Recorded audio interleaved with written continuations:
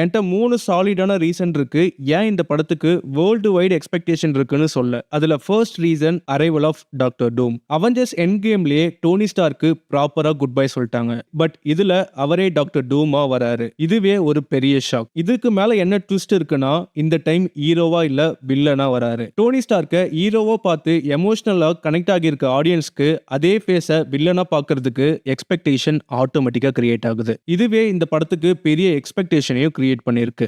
Second reason அவெஞ்சர்ஸ்னாலே அது ஒரு படம் மட்டும் இல்ல, அது ஒரு கொண்டாட்டம். எல்லா ஹீரோஸையும் ஒன்னா ஸ்கிரீன்ல வரத பாக்குற ஃபீலே வேற லெவல். அந்த ஃபீலுக்கு மேல இந்த டைம் படத்துல கேப்டன் ஓஜி திரும்ப வராரு. ரொம்ப நாளுக்கு அப்புறம் கேப்டன் அமெரிக்காவை ஸ்கிரீன்ல பார்க்கும்போது கண்டிப்பா நாஸ்டால்ஜியா ஃபுல்லா ஹிட் ஆகும். அதுக்கும் மேல படத்துல பிக்கெஸ்ட் போனஸ் என்னன்னு பாத்தீங்கன்னா எக்ஸ்மென், ஒகாண்டா, ஃபேண்டாஸ்டிக் ஃபோர்னு இவங்களோட என்ட்ரியும் இருக்கு படத்துல. ரொம்ப காலமா ஃபேன்ஸ் வெயிட் பண்ணது இதுக்கு தான். டிஃப்ரெண்ட் யூனிவர்ஸ், டிஃப்ரெண்ட் டோன் எல்லாமே ஒன்னா மிக்ஸ் பண்ண போறாங்க டூம்ஸ்டேல. Third reason MCU fatigue. கடைசியா வந்த மார்வல் படங்கள் எதுவுமே சரியா போகல. ஃபேன்ஸும் டிசப்பாயிண்ட் ஆனாங்க. ஃபேன்ஸ் அடுத்து மார்வல் கிட்ட இருந்து அகைன் ஒரு ஆவரேஜான சூப்பர் ஹீரோ படத்தை கண்டிப்பா எக்ஸ்பெக்ட் பண்ணல. அவங்க எக்ஸ்பெக்ட் பண்றது எல்லாமே ஒரு பெரிய கம்பேக் படம். சோ இந்த டைம்ல தான் வரப்போகுது டூம்ஸ்டே.